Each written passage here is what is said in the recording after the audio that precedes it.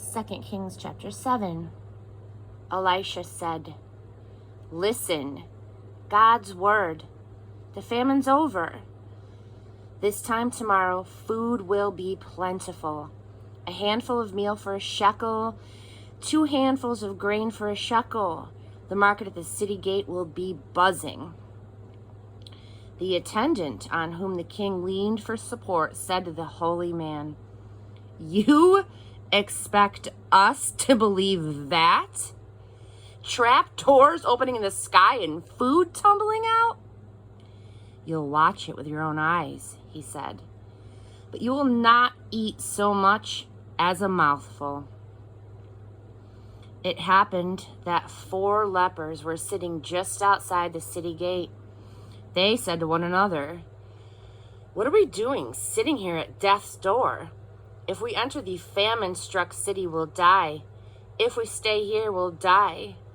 So let's take our chances in the camp of Aram and throw ourselves on their mercy. If they receive us, we'll live. If they kill us, we'll die. We've got nothing to lose."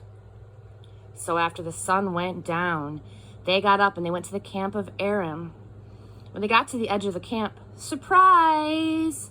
Not a man in the camp. The master had made the army of Aram hear the sound of horses and a mighty army on the march.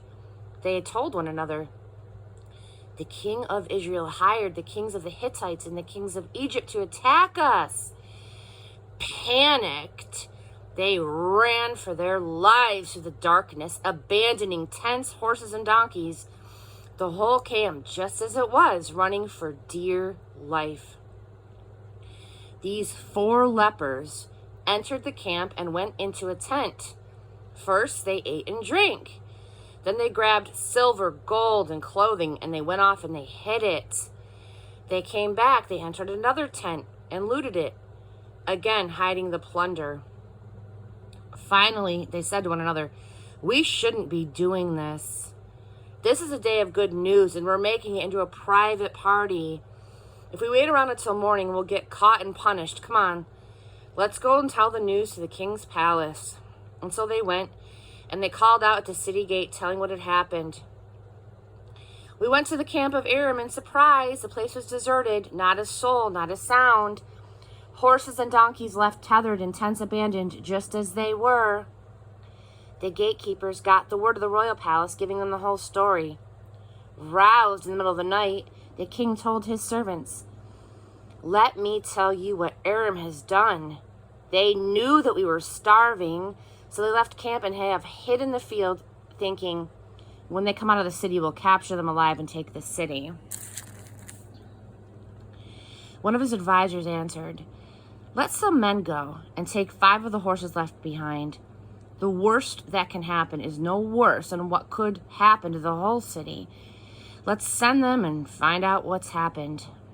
They took 2 chariots with horses. The king sent them after the army of Aram with the orders, "Scout them out, find out what happened." They went after them all the way to the Jordan. The whole way was strewn with clothes and equipment that Aram had dumped in their panicked flight. The scouts came back and reported to the king. The people then looted the camp of Aram. Food prices dropped overnight. A handful of meal for a shekel, 2 handfuls of grain for a shekel, God's word to the letter. The king ordered his attendant, the one he had leaned on for support, to be in charge of the city gate.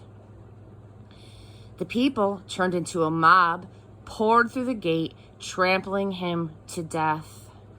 It was exactly what the holy man had said when the king had come to see him.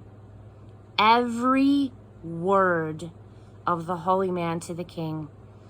A handful of meal for a shekel, 2 handfuls of grain for a shekel this time tomorrow in the gate of Samaria. With the attendant's sarcastic reply to the holy man, "You expect us to believe that? Trapdoors opening in the sky and food tumbling out?" Followed by the response, "You'll watch it with your own eyes, but you won't eat so much as a mouthful." Proved true. The final stroke came when the people trampled the man to death at the city gate.